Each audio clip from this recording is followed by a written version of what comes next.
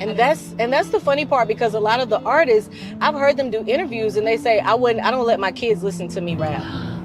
But you're gonna let my kids listen to you rap, and it's okay. But your kids aren't allowed to listen to it. And by the way, hip hop's one of the most popular, it's one of the most consumed, It is influential styles of music out there, right? So it's reaching a lot of people. I mean, I've been in that place of depression and just being angry at the world, angry at myself, angry at family.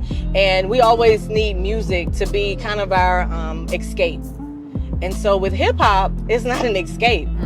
It fuels the fire. Yeah, it does. It's like, I'm feeling depressed, so let me listen to this music. But the music is depressing, so now it's validating that I'm supposed to be depressed.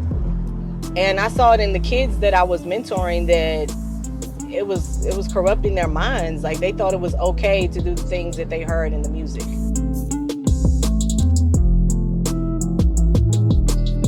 I totally love your heart. I love your heart for people, other people.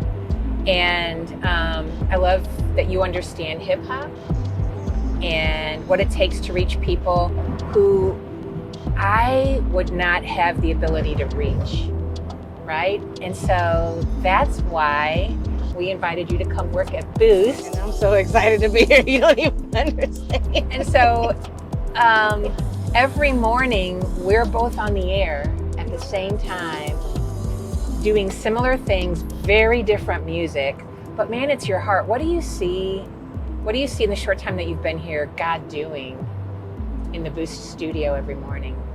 We had 3 people call in yesterday for prayer. We didn't ask anybody to call in for prayer. We never said anything about prayer. A little girl called up. She was 10 years old and her parents are going through a divorce. She wanted prayer because she wanted to make the right decision on what parent to live with. Oh my goodness. And so that was really hard, and we were able to pray for her on the air. And we've had callers call in. We had one lady, she sticks out of my mind. Her name is Crystal, and she called and said she had been with her husband for like 10 years and he was addicted to drugs. And she stuck with him, and she said right at the end of his recovery, he started listening to Boost. And it literally changed his life, because she said he grew up on Tupac and Biggie and loved all the hip hop and wanted to replace that with something. But he didn't want to go full on gospel, but he wanted something that still felt like home to him, but it was taking him to a level with God in it. It's just so fascinating, because while the music is very different, the hearts of the people that call Boost are the same as that call Joy, right? They're in a difficult situation, they're overwhelmed. And I think sometimes about, like, what if Joy and Boost weren't on the air in St. Louis? Like, who would that 10-year-old have reached out to? I don't know. Yeah. And I'm not saying we're the answer, but I'm saying God has us here, Joy and Boost, to be available and to share hope. And I haven't shared this with anyone, but there was one day I came to work and I was really bad. It was a rough day. But I literally was sitting in the studio crying and no one knew.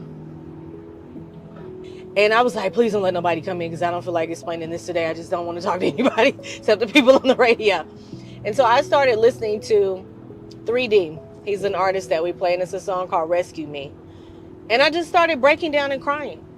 And the music, that song played, and then another song played. And I'm like, I got this. I can do this.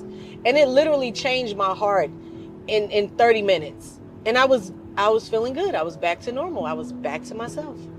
And I was like, is this what people feel when they listen to Boost? Am I that person that, I'm in the car, I'm listening to Boost and I'm down and out? Like, I can relate to that. I absolutely love that maybe that was on purpose. Not that God wanted you to feel sad that day, but that he met you there just as he does other people who... He did. He really did. Like, you can't help but feel hopeful after you listen to Boost. Just 30 minutes. That's it. It's cool. It is. I absolutely love it. And we're in this thing together. It's really cool. You don't even understand how cool it really is. Like, seriously, no, you really don't. Okay. It's insanely cool.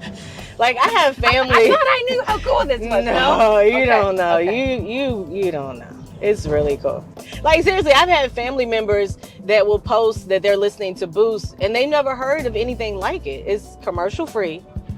And we're not running a bunch of laser removal ads and political stuff. all this garbage. It's just it's pure, it's music, it's God, and it's moving through the music, it's moving through the DJs, it's moving through the callers, it's moving through everything. Everything that plays on Boost and Joy always points back to God, to Jesus. And that's why it's working, because his word never comes back void. It's always purposeful.